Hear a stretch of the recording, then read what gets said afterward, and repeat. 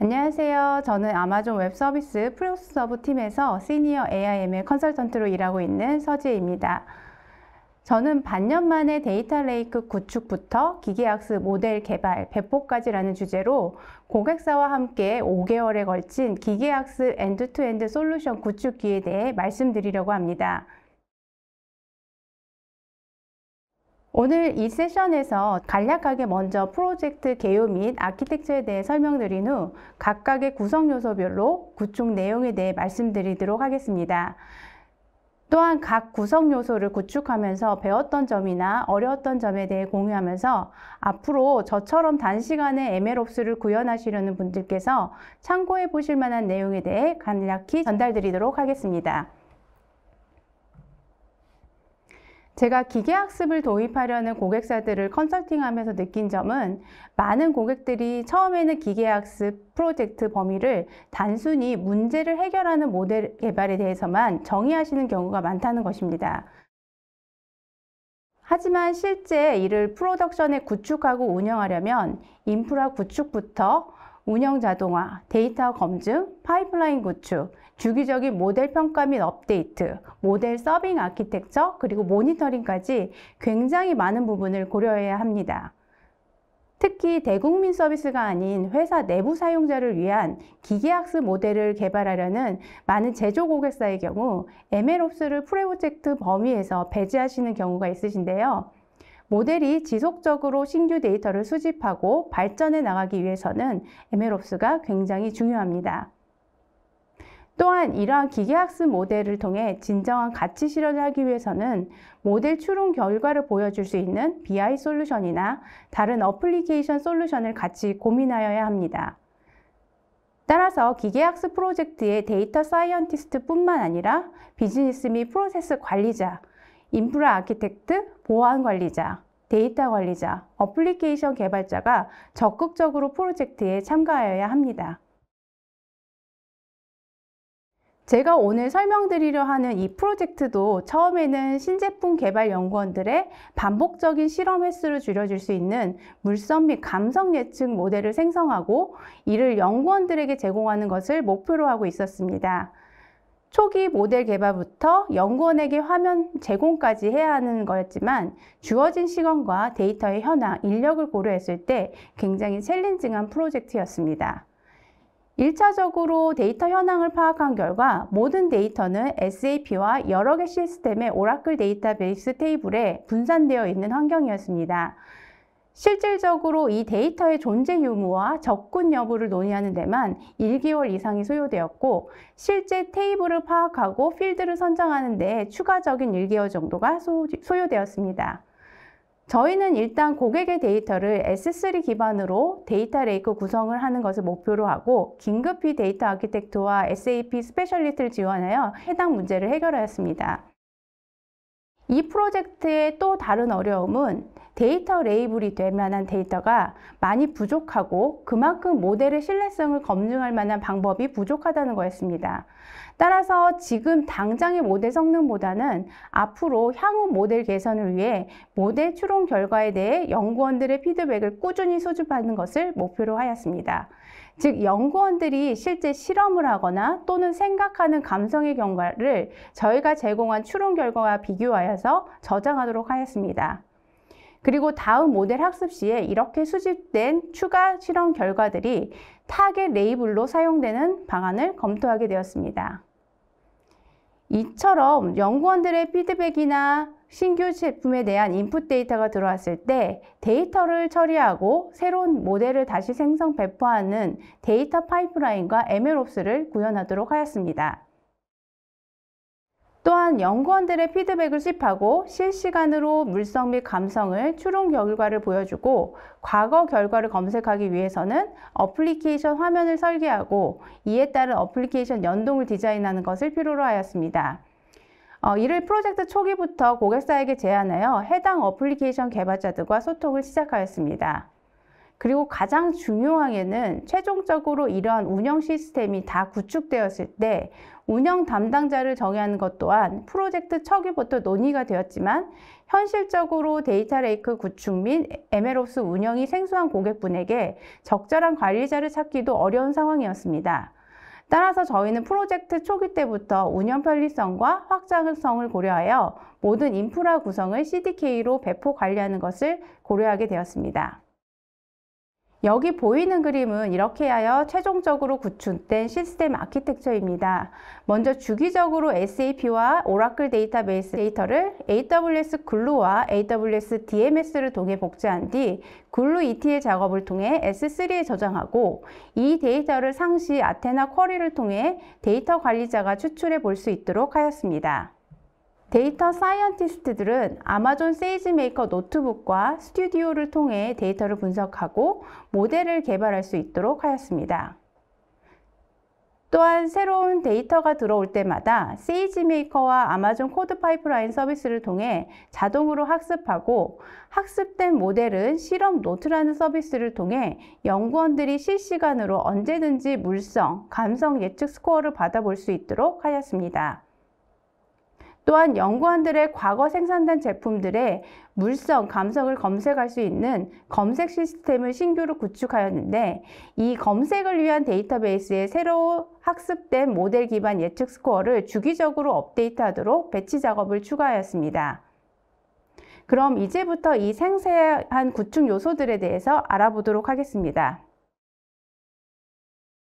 가장 먼저 모델을 개발하기 위해서 EDA, 즉 탐색적 데이터 분석을 진행하였습니다. 이를 통해 주요 피처를 추출하고 전처리 방안 등에 대해 모색하였습니다. 또한 데이터 클린징 및 다양한 전처리 방식을 적용, 분석해 보았습니다. 어떠한 알고리즘과 하이퍼 파라미터가 모델에 더 좋은 영향을 미치는지도 반복 실험을 통해 분석해 보았는데요. 이를 위해 저는 오픈소스로 제공되고 있는 AutoML 툴킬인 오토글루엄 태뷸러를 사용하였습니다. 또한 적은 수의 실험 데이터셋 때문에 교차 검증 방식을 사용하고 쉐입을 사용하여서 피처 임포턴스를 동시에 분석하였습니다. 이 프로젝트는 시간이 굉장히 중요하였기 때문에 오토글루엄 태뷸러와 같은 AutoML 툴킷이 사용이 굉장히 중요했는데요. 오토글루엄 태뷸러 같은 경우 XGBoost, 랜덤 포레스트, 라이트GBM, 엑스트라 트리와 같은 트리 계열의 모델 말고도 파이토치, MXNet 등의 딥러닝 프레임워크 기반의 뉴럴 네트워크 모델도 지원합니다. 또한 여러 모델을 결합한 웨이티드 앙상블도 제공하고 있습니다. 왼쪽의 예시 코드처럼 다양한 하이퍼 파라미터 옵션 설정을 통해 빠른 모델 알고리즘 선택 및 하이퍼 파라미터 튜닝을 실행해 볼 수 있습니다. 제가 개발할 때까지만 해도 아직 아마존 세이지메이커 전용 오토글루엄 다커 이미지가 제공되지 않았는데요. 지난 7월부터 오토글루엄 태뷸러라는 아마존 세이지메이커의 빌트인 알고리즘으로 제공되고 있습니다. 따라서 직접 오토글루엄을 세이지메이커 노트북 환경에 설치하거나 별도의 다커를 생성하지 않아도 세이지메이커 SDK를 통해서 바로 사용해 보실 수 있습니다. 또한 세이지메이커 스튜디오 안에 점프스타트 UI를 통해서 간단한 클릭 및 설정으로 실행시켜 보실 수도 있습니다. 자세한 내용은 아래 첨부한 링크를 참고하시기 바랍니다. 데이터 분석 및 모델 개발을 위해서 고객사에서는 그동안 개인 노트북을 사용하고 계셨는데요. 이는 데이터 보안 및 소스 코드 관리에 굉장히 취약한 구조를 가지고 있었습니다.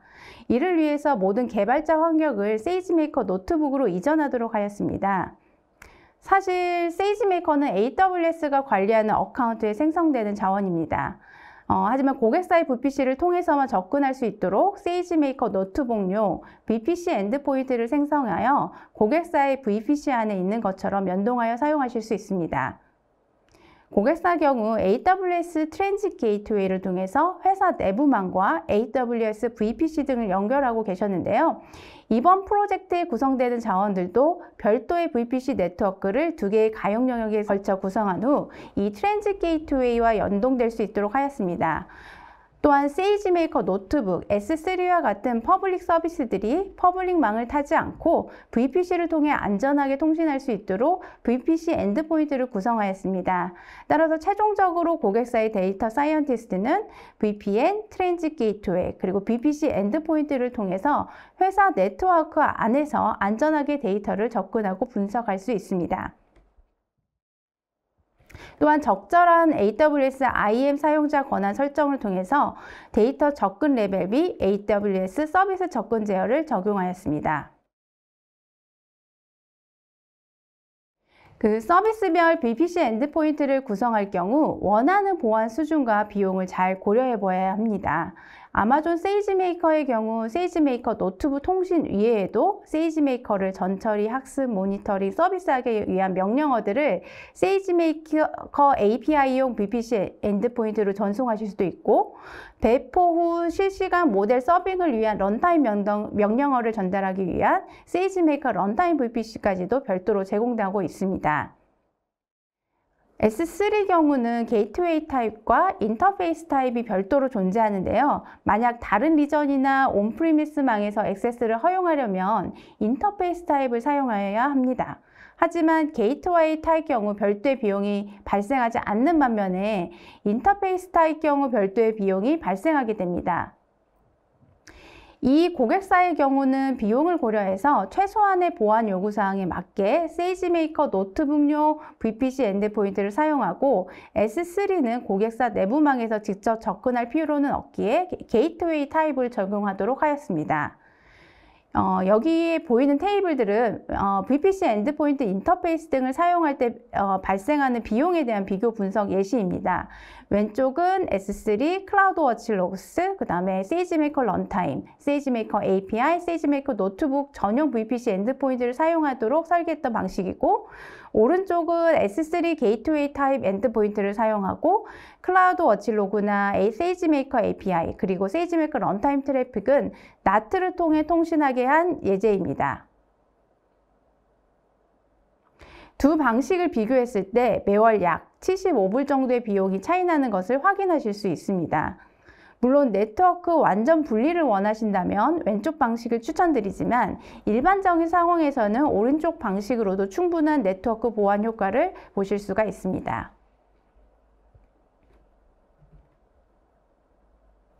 자, 그럼 이제 데이터 레이크 구축 과정에 대해 좀 알아보도록 하겠습니다. 고객사 현황에 대해서 말씀드리자면, 고객사에는 분석 및 모델 학습 전용 시스템이 부재한 상태였고, 기존 시스템, 특히 데이터베이스의 부활로 인해서 대량의 데이터 분석가가 수시로 접근해서 조인하거나 처리하여 가져올 수 없었습니다. 따라서 학습에 필요한 데이터 추출에도 일정 시간을 할당받고 해당 담당자의 도움을 받아야 하는 상황이었습니다. 또한 이번 학습에 필요한 일부 데이터는 일반 엑셀 형태로 저장되어 있기도 하였습니다. 저희는 일단 아마존 S3, AWS 글루, 그리고 아마존 아테나를 기본으로 하는 저비용에 확장 가능한 관리형 서비스 기반 신규 데이터 레이크를 구축하였습니다. 또한 다양한 데이터 소스를 복제하기 위해서 AWS 데이터 마이그레이션 서비스를 통해 오라클 데이터베이스를 복제하고 AWS 글루잡을 생성해서 SAP 데이터를 추출하도록 하였습니다. 주기적으로 복제된 데이터는 팔기 변환, 그리고 데이터 조인을 통한 신규 테이블 생성 등의 작업이 진행되는데요. 저희는 이 모든 작업을 아마존 이벤트 브릿지, AWS 람다, 아마존 SNS 토픽을 활용하여 워크플로우를 구성하여 자동화하였습니다. 데이터를 원본 소스를 복제할 경우에 매회 전체 데이터를 가져오는 방식과 변환한 부분만 가져오는 인크레멘탈 방식을 고려해 볼 수가 있습니다. 인크레멘탈한 부분만 가져오는 경우 복제 시간이 줄어들 수는 있지만, 인크레멘탈한 데이터를 과거 데이터와 비교하여 다시 변경 부분을 처리하여 S3로 저장하는 데는 후디와 같은 별도 솔루션이 사용되어야 합니다. 이 고객사 같은 경우 데이터 레이커를 운영했던 경험이 있는 인력이 부족하고, 또한 데이터 전체 사이즈가 크지 않아서 매회 전체 데이터를 복제하는 것을 고려하였습니다. 또한 비용을 절감하기 위해 DMS는 평상시에는 최소 사양으로 운영하다가 작업 시에만 사양을 높여 사용하도록 하였습니다. SAP와 같이 생산 공정 및 영업에 대한 많은 정보를 담고 있는 데이터를 접근하는 경우에는 많은 기업들이 민감해하실 수밖에 없습니다. 기계학습 과제를 리딩하는 부서에서 현실적으로 향후 구축될 데이터 레이크의 운영 및 책임을 다 가져가는 것은 바람직하지 않습니다. 따라서 이 프로젝트에서는 데이터 레이크 설계와 동시에 운영 조직 R&R과 오너십을 정의하도록 하였고, 이에 따른 저장소 구성, 접근 정책, 라이프 사이클 정책을 디자인하였습니다. 데이터 레이크 구축 과정은 항상 예상했던 시간보다 많은 시간이 걸리게 되는데요. 이번 프로젝트도 예외는 아니었습니다. 따라서 데이터 관리를 하는 조직과 비즈니스 관련자를 프로젝트 초기에 꼭 포함시키게 하여 데이터의 특성이나 시스템 사양, 추출 대상 데이터 확정, 복제 테스트 등에 직접 참여하도록 하는 것을 권장드립니다. 그리고 추가적으로 몇 가지 데이터 복제 관련 팁을 드리려고 하는데요. SAP 데이터 경우에 아마존 앱플로우를 사용해서 UI를 통해 데이터 복제를 쉽게 구성하실 수도 있습니다. 안타깝게도 저희는 테스트를 진행하였으나 버전이 맞지 않아서 사용하지 못했습니다. 따라서 사전에 지원 버전을 꼭 확인해 보시길 권장드립니다. DMS로 그리고 데이터를 복제한 후에는 항상 복제된 데이터를 확인해 보셔야 합니다. 저희 경우 고객 원장 소스에 일반적이지 않은 많은 캐릭터가 포함되어 있어서 딜리미터 설정에 많은 이슈가 있었습니다. 이 경우 원장 데이터 S3 복제 후에 글루로 파킷 형태로 저장하는 대신에 DMS에서 바로 컬럼별로 파킷 변환 후에 S3로 저장하는 방법을 고려해 보실 수 있습니다. 물론 이럴 경우는 로우 형태로 저장하는 것보다 더 많은 메모리를 필요로 하게 됩니다. 만약 풀로드 태스크 수행 시에 에러가 난다면 인스턴스 사양을 올려줘야 합니다. 그리고 데이터 복제 연결을 위해서 네트워크 및 보안 승인 절차를 위해 항상 1, 2주 기간을 할당해 주실 것을 권장드립니다.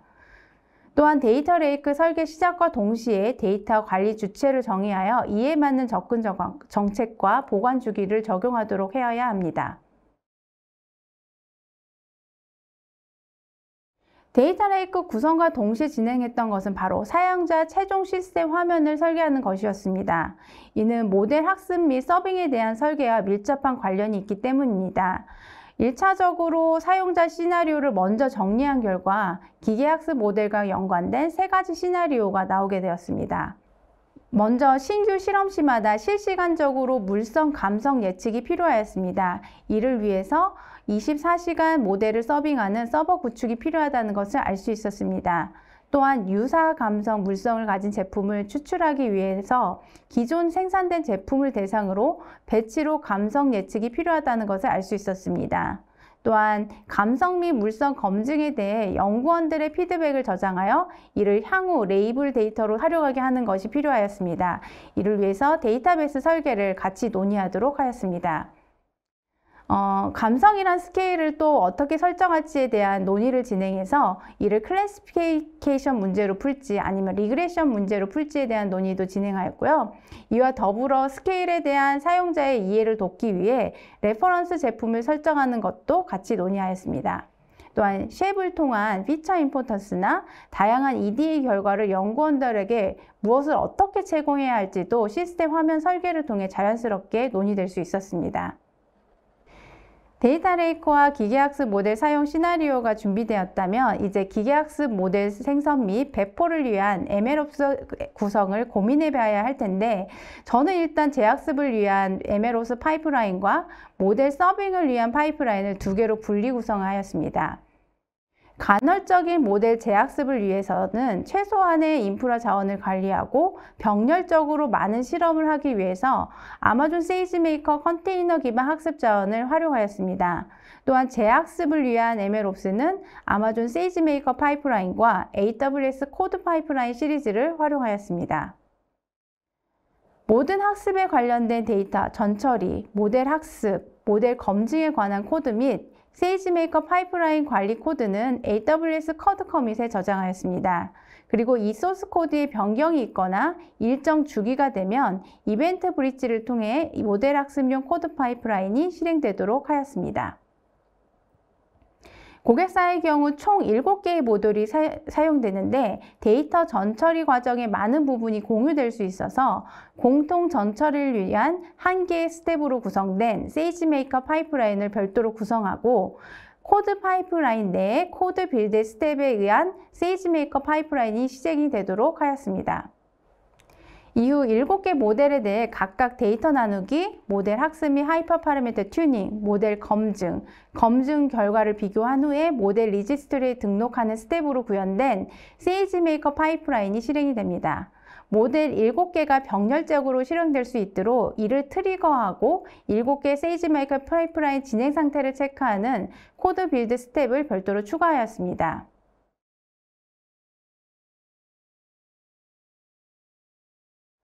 아마존 세이지메이커 파이프라인을 활용하여 병렬적으로 많은 모델을 학습할 경우 주의할 점은 항상 AWS 서비스 코어타를 통해서 세이지메이커 하드 리밋과 소프트 리밋을 확인하고 설계해야 한다는 것입니다. 첫 번째로 세이지메이커 파이프라인의 경우 파이프라인당 스텝은 최대 50개까지 구성이 가능합니다. 저도 처음에 7개 모델을 한 개의 파이프라인으로 동시에 구현하는 것을 고민하였는데요. 이 스텝 개수 제약으로 결국 다시 모델별로 파이프라인을 쪼개고 공통 전처리 파이프라인을 별도의 스텝으로 구성하였습니다. 이 7개의 모델 전체 진행 여부를 관리하는 것은 코드 빌드를 통해 구현하였습니다. 또한 세이지메이커의 프로세싱의 모든 데이터 아웃풋은 S3 경로를 지정하여 저장할 수 있는데요. 프로세싱 아웃풋은 최대 10개까지 정의될 수 있습니다. 만약 더 많은 아웃풋의 경로가 필요하다면 보토3 라이브러리를 통해 고정된 경로로 저장하는 방법을 고려해 볼 수도 있습니다. 또한 하이퍼 파라미터 튜닝 시에 동시에 실행하는 잡의 총 합의 개수가 사용하고자 하는 트레이닝 인스턴스 타입 사양의 코어타보다 넘지 않도록 사전에 리밋을 향상시켜 놓아야 합니다. 이제 실시간 모델 서빙 및 시스템 연동을 위한 MLOps에 대해 알아보도록 하겠습니다.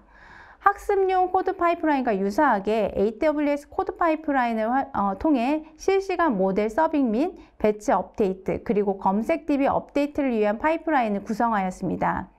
비용 절감을 위해서 세이지메이커 멀티모델 엔드포인트를 사용해서 한 개의 인스턴스에서 7개의 모델이 서빙되도록 하였고요. 세이지메이커 배치 트랜스폼 및 람다와 같은 관리형 서비스를 활용해서 배치 업데이트 및 DB 업데이트를 진행하였습니다. 이 모델 배포용 코드 파이프라인은 총 6개의 스텝으로 구성되어 있습니다. 먼저 배포에 관련된 모든 코드는 코드 커밋을 통해 관리하도록 하였습니다. 그리고 해당 파이프라인은 소스 코드 변경과 상관없이 모델 학습 파이프라인이 성공적으로 끝냈을 경우 이벤트 브릿지에 의해서 트리거되도록 설정하였습니다. 두 번째 빌드인 배치 트랜스폼 스텝에서는 세이지메이커 모델 리지스트리에 등록된 어프로브드 된 상태의 최신 모델 버전 정보와 S3 저장 장소를 파악한 뒤 여러 가지 작업을 진행하게 됩니다.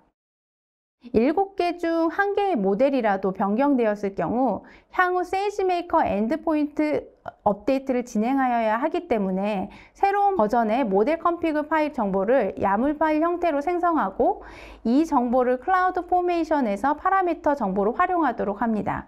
또한 멀티 모델 서빙을 위해 고정 S3 경로로 최신 모델을 복사합니다. 그리고 해당 모델 버전으로 검색 시스템에 제공할 예측 스코어를 세이지메이커 배치 트랜스폼 작업을 통해서 구한 뒤에 S3에 저장합니다. 파라미터 스토어를 활용해서 항시 최신 모델 버전 정보를 저장하도록 하여 만약 7개 모델 중 모델 버전의 변경사항이 없는 모델은 배치 트랜스폼을 진행하지 않도록 하였습니다. 세이지메이커 배치 트랜스폼 과정까지 마무리되면 관리자의 승인을 득한 뒤 이후 모델 배포 작업이 진행되도록 하였습니다. 승인이 완료된 후에는 이전의 스텝에서 생성된 최신의 컨피규레이션을 적용한 AWS 클라우드 포메이션을 활용해서 세이지메이커 엔드포인트가 배포되도록 하였습니다. 이후 모델 서빙을 위한 람다의 환경 변수 업데이트를 통해 최신 모델 버전 정보들이 최종으로 만들어지는 리턴 바디에 포함될 수 있도록 하였습니다. 그리고 배치 트랜스폼 결과를 검색 DB용 데이터베이스에 적용하는 람다가 실행되게 됩니다.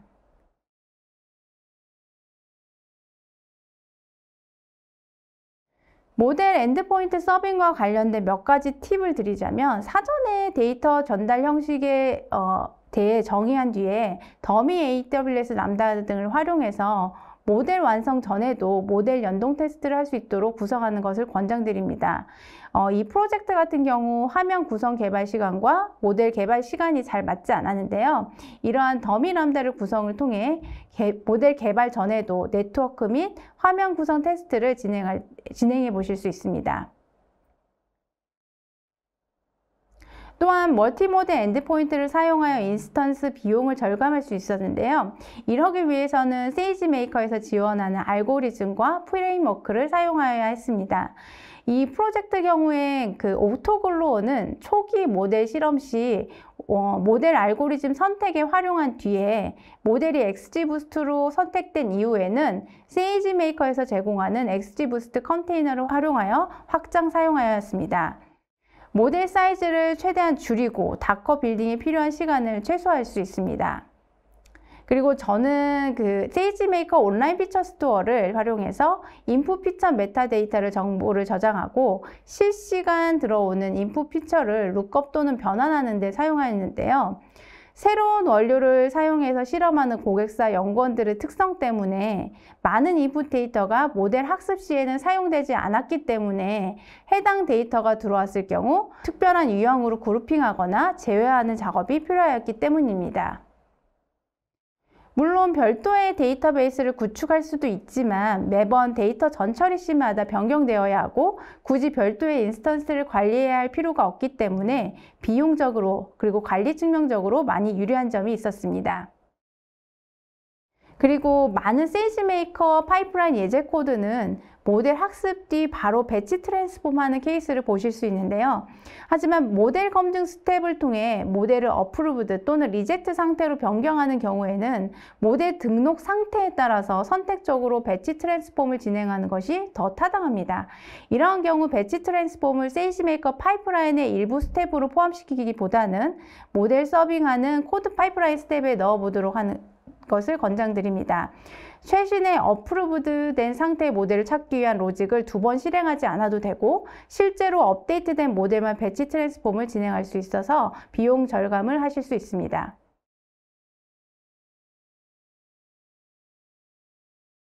이 장표에서는 오라클 DB를 업데이트하기 위한 람다 작성 팁을 드리려고 하는데요.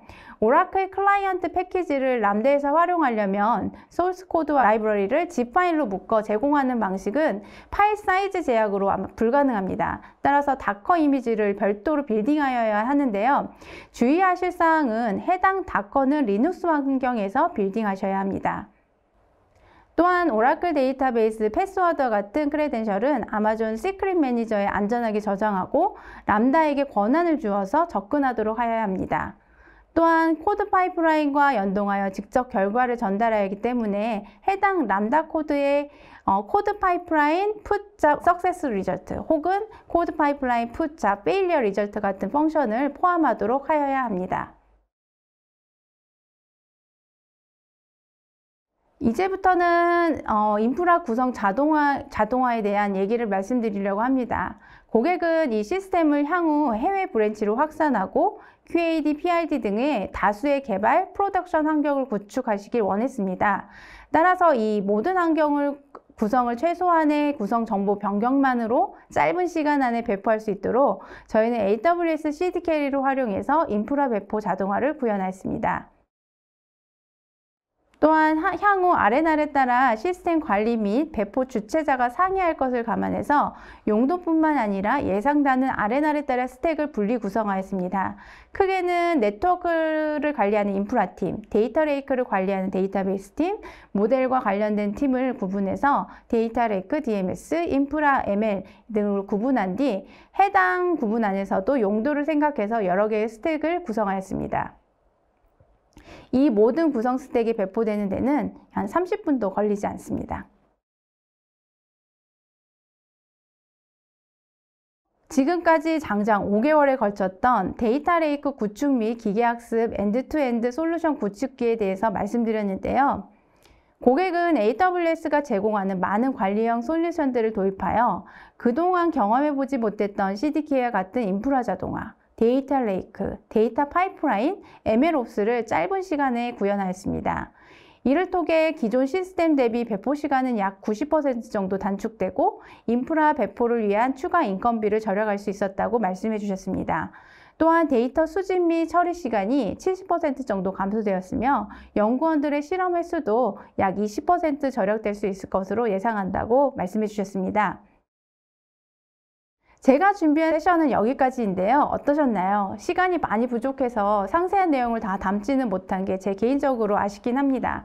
하지만 단순한 모델 개발이 아니라 배포 운영까지 고려하는 고객분들이라면 저의 기계학습 솔루션 구축 여정기가 조금이나마 도움이 되셨으면 합니다. 이후 진행되는 세션 외에도 AIML 리소스 허브에서 제공하는 다양한 자료들을 통해 더욱 신춘적인 내용을 살펴보실 수 있습니다. 또 AWS 스킬 빌더에서 AWS 전문가들이 개발한 AIML 학습 과정을 무료로 제공하고 있으니 추천드립니다. 그리고 보다 더 나은 세미나를 위해서 설문 작성을 꼭 부탁드립니다. 마지막까지 경청해 주셔서 감사합니다.